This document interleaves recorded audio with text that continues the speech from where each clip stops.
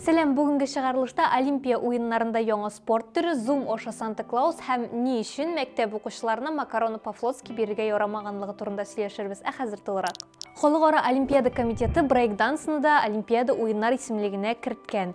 Һәм 2024 елда Парижда узачак Олимпиада уеннарында без әлеге спорт түрендә күрә алачакбыз. Һәм шулай ук әлеге уеннар исемлегенә скейтбординг, серфинг һәм спортивный скалолазание да керткәннәр. Ни өчен бу эшләнелгән? Холыгара Олимпиада комитеты фикеренчә, бу рәвешле алар яшьләр аудиториясында Олимпиада уеннары белән кызыксындыра алачаклар. Zoom. Хәтта Санта-Клаусларда пандемия шикләүләренә буйсынырга, яраклашырга мәҗбүр булганнар. Һәм хәзер Америка Кушма Штатлары, Бөекбритания һәм башка илләрдәге Санта-Клауслар үзләренең эшчәнлекләрен Zoom'да эшли башлаганнар. Һәм без ияләшкәнчә балаларны тезләренә утыртып алар белән сөйләшеп утыру булмаячак. Хәзер алар Zoom аша, кайсы бер җирләрдә шундый пыяла перегородка аша бала белән сөйләшәчәкләр икән. Әмма бу бик моңсу кебек тоелса да, бу күбрәк моңсудыр балалар өчен, чөнки Санта-Клаусларның үзләренең сүзләренә ышансак, бу аларга финанс ягыннан киресенчә файдага гына булган, чөнки беренчедән аларга өйләреннән чыгарга кирәк түгел, торговый центрда утырырга кирәк түгел, алар өйләрендә утыралар. Һәм уртача Санта-Клаус бала белән Zoom аша 5 минут сөйләшү өчен $49 ала, 10 минут сөйләшү өчен $69, $100 ниндидер бүләктә җибәрергә була.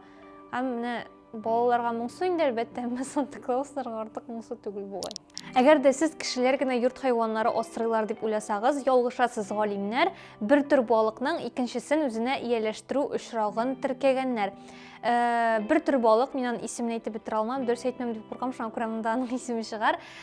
Мизитлар дип аталган ракообразныларын үзенә ияләштергән. Ияләштергән үк дип атамыйк инде. Кыскасы ничекрак бара бу процесс? Менә шу мизитлар яшиләр су исемнәре арасында һәм аларның тормыш эшчәнлеге калдыклары бу су исемнәр өчен шундый яхшы уңдырышлы ашлама булып тора. Һәм шул су исемнәр арасында бу балык та яши, һәм ул аңа су исемнәре никадәр бигрәк булган саен аңа йырткыч балыклардан сакланырга ярдәм итә. Һәм алар менә шулай нәрсәгә алар яшиләр, ул мизитлар шул су исемнәре арасында. Чөнки аларга менә шул балык яшәгән җирдәге исе ошый, һәм ул балыкның исе ошый икән. Шуңа күрә алар аның тирәсендәрәк яшәргә тырышалар. Һәм аны башка йырткыч балыклардан да саклыйлар икән, чөнки алар көтүе белән яшиләр. Һәм шул рәвешле алар бер балык шундый көтүе белән яшәгән мизитларга ярдәмләшеп яши һәм тегесе икенчесенә. Шулай, бер-берсен асрыйлар кебегрәк килеп чыга инде. Ни өчен Татарстанда мәктәп укучылары макароны по-флотскидан мәхрүм дип уйлап, төннәрен йоклый алмыйча борчылып ятасыз икән? Хәзер мин сезгә җавап бирәм. Дөресрәге мин җавап бирмим, мин бар тик җиткерәм.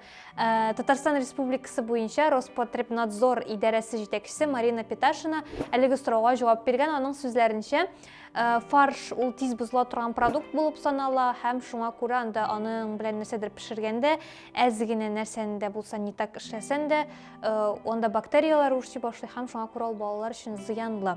Шул сәбәпле аны балаларга бирмиләр. Һәм шундый ашамлыклар исемлегендә кетчуп, кахва, йомырка һәм эремчек тә баралар, шулай ук зыянлы булып санала. Бу сорау гомумән каян барлыкка килгәндер белмим. Ул ата-аналар белән ниндидер конференция яки һәм ниндидер очрашу барышында туган сорау ахрысы инде.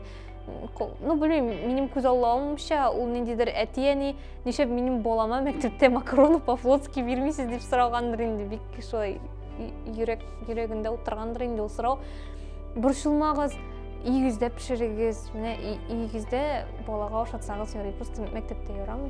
Ульяновск митрополиты ширкәүдән тыш башка нокталарда дини атрибутиканы сатуны тыярга тәкъдим иткән. Аның сүзләренчә, Ульяновск шәһәрендә һәм гомумән Россиянең башка шәһәрләрендә дә дини атрибутика сатучы нокталар ширкәүләргә караганда, ширкәүләр санына караганда күбрәк һәм моны тыярга кирәк, һәм бар тик ширкәү генә шөгыльләнергә тиеш. Тәре, шәм кебек һәм шуның ише башка дини атрибутиканы сату белән. Һәм әмма монда иң кызыгы шундый оговорка дип әйтик инде. Олар индивидуаль рәвештә хәл итәчәкләр кайсы ноктаны ябарга, кайсын япмаска. Һәм әгәр дә сез ширкәүгә әзрәк баш ширкәүгә, милли ширкәү булай инде ул, шәһәрдәге төп ширкәүгә әзрәк процентлар бирсәгез, бәлки сезнең ноктагызны япмаслар да. Һәм гомумән бары тик ширкәү генә шундый мөһим әйбер белән шөгыльләнергә тиеш. Ширкәү монополист кыскасы. Шуның белән шул, сезнең белән гүзәл иде. Сау булыгыз.